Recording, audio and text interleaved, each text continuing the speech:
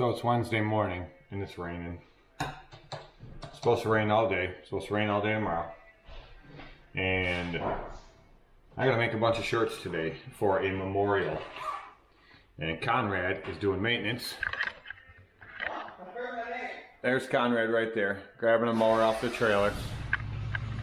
He has a bunch of, wow, that's right up, like right in your teeth. He's gonna do a bunch of maintenance on the mowers, and I'm gonna print these sheets for these shirts for this memorial. I got 2 big rolls of vinyl. Gotta get those printed. I gotta get them designed first, and then print out the vinyl, weed it, and then heat press all of them. Look at this. See this? Hold on. That is my route for GIE. That's where I live. That's GIE. Pretty much a straight shot all the way down, pretty much the same highway.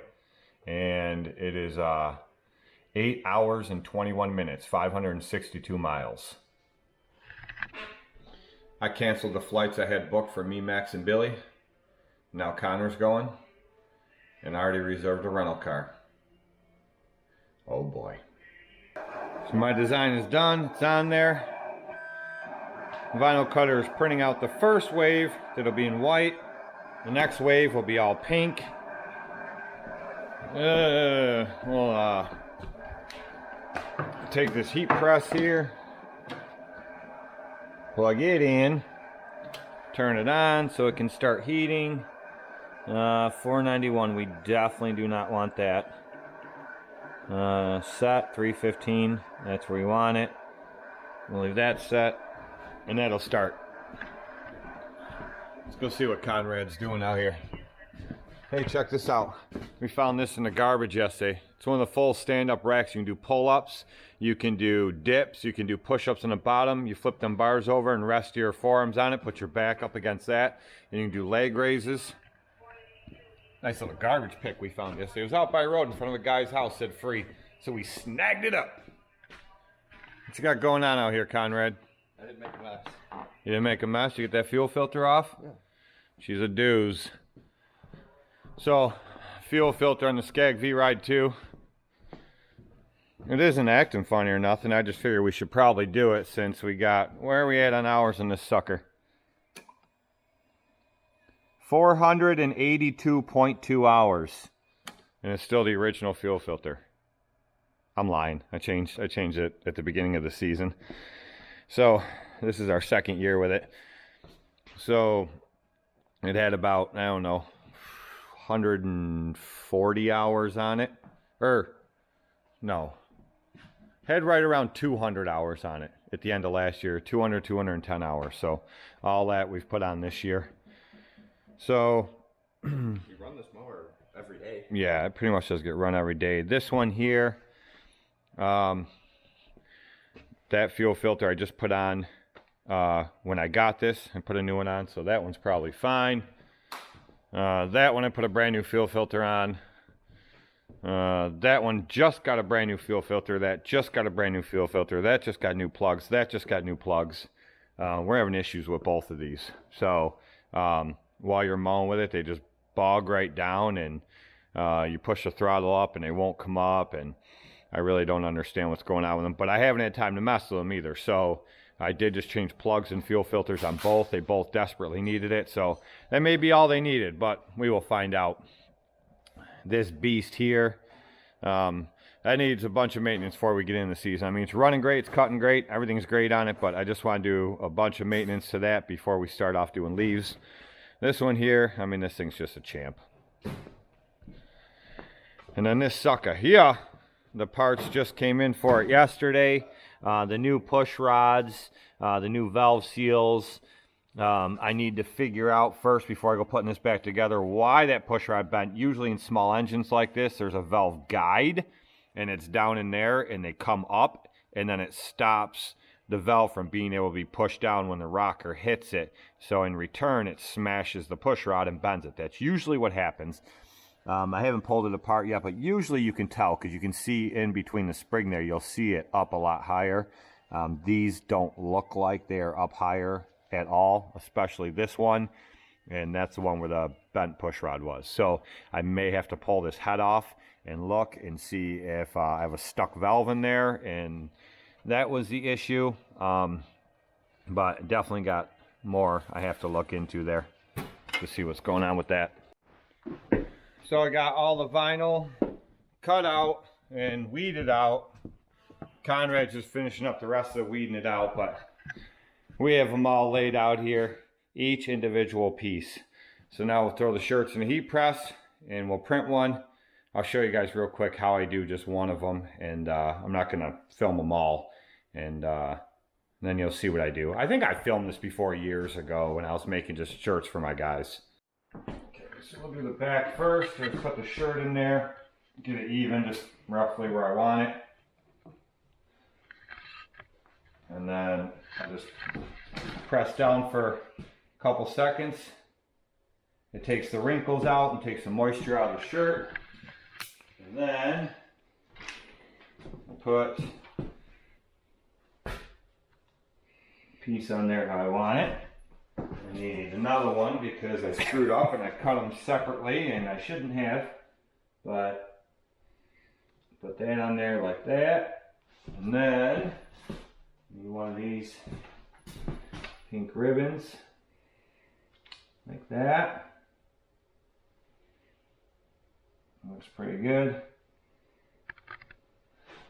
And then I press it down, and I usually do it for 7 to 10 seconds just to get the initial press, and then after that it should be good enough to just peel these off. These are hot peel. There's cold peel and hot peel for vinyl. So these are all hot peel.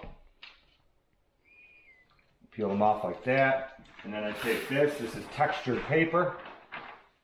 Put that over top of it like that. And then press it again. And I do that for roughly 7-8 seconds. And peel that off. And it's good to go. And the shirt is done. But we're also going to put a pink ribbon on the front chest piece here, so it'll be that part as well. Pretty cool. So we decided we were going to go out and mow because the rain stopped for a little while. It looks like there's like a 3-4 hour window. So I was like, oh, we might as well go get done whatever we can. Got a ton of maintenance done, got the shirts done, might as well try to get some mowing done. So on our second property here, Conrad's in the open area, and I'm underneath the trees, and I could see it looking out from under the trees. It was coming down. And so I waited for a minute. I looked over at Conrad, and he looks over as he's going by in the mower, and he's kind of like this, and I'm like, what? It ain't raining. I'm underneath the trees. None of it was even touching me. And then by the time we finished the lawn, it had stopped. Hi, Judy. Okay, well, we just ran into another wall of rain, so that's not going to happen. But that's all right. We didn't plan on getting anything done today as far as mowing anyway. We already rearranged for the rest of the week so that we can make sure we get all of our lawns finished up. So, whatever. At least we tried. We did get 2 bigger ones done, so that's two off our list of like 24 properties we had to do today. So we have like, I don't know, I think we have 63 or 64 properties to finish out the week.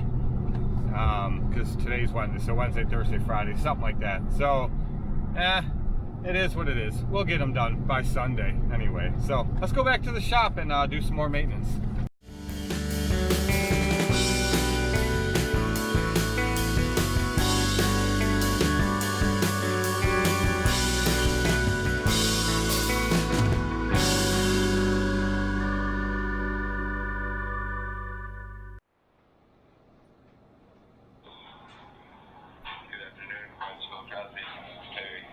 How you doing, Terry? I'd like to order 2 subs.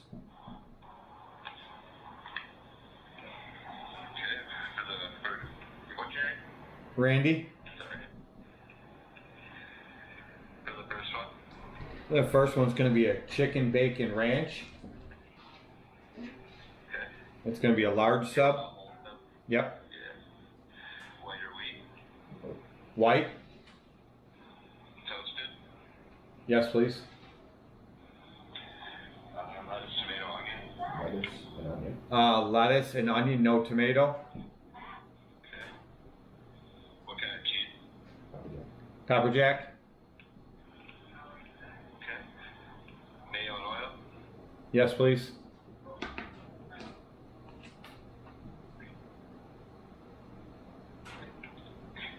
For the second one. The second one's going to be a whole Italian. Okay. White or wheat? Wheat. Toasted. Nope. Okay. Lettuce, tomato, onion. Yep. Mayo and oil. Just oil. Just oil.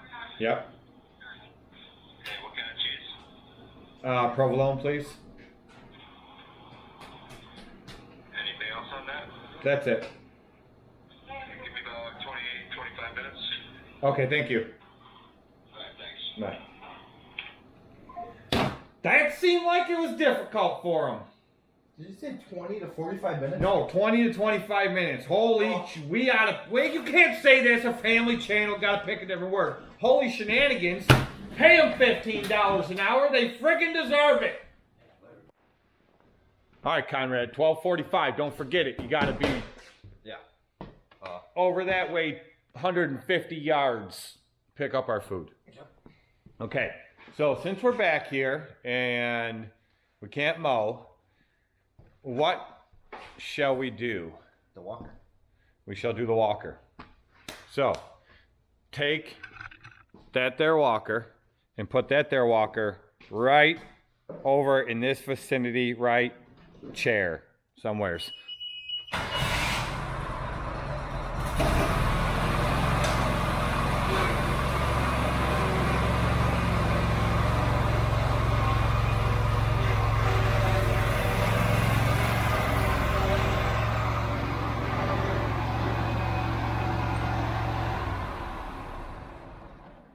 Okay, now what we got to do to this here, a lot of people ask me about this right here, okay, as opposed to what comes stock on walkers, which is this, waste of creation. Now these right here cost $60 a piece. I only know that because some goofy guy named Ken from KLC just put a new one on his.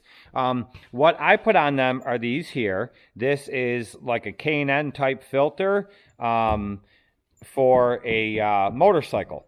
So you can just find it on Amazon. I don't have a link to it. I don't know. Just friggin' look up motorcycle air filter. You'll find it. So I ordered these on Amazon. They're like $7 a piece. And I run that. I actually did order one for this. It should be in soon. But running that there, I blow out this air filter far less than if I didn't have that there. I also noticed the other day that my one cup there for the hydro unit is packed with all kinds of grease and dirt and stuff. So I'm thinking that that cap might be leaking, which is no big deal. It's an easy fix. But before you pull that cap off, you never want to pull cap off hydro units without making sure it's absolutely clean. You do not want anything in your hydro system. So we're going to do that. And then we're going to grease this whole machine. And we're going to take the blowgun and blow all the dirt and crap out of all these things so we can get to all these grease fittings and grease them.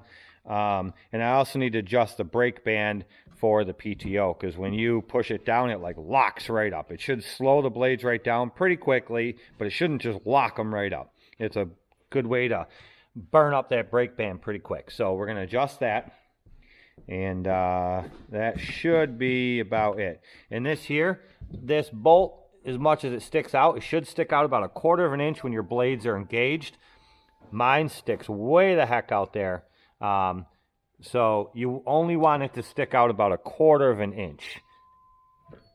And that's the adjustment.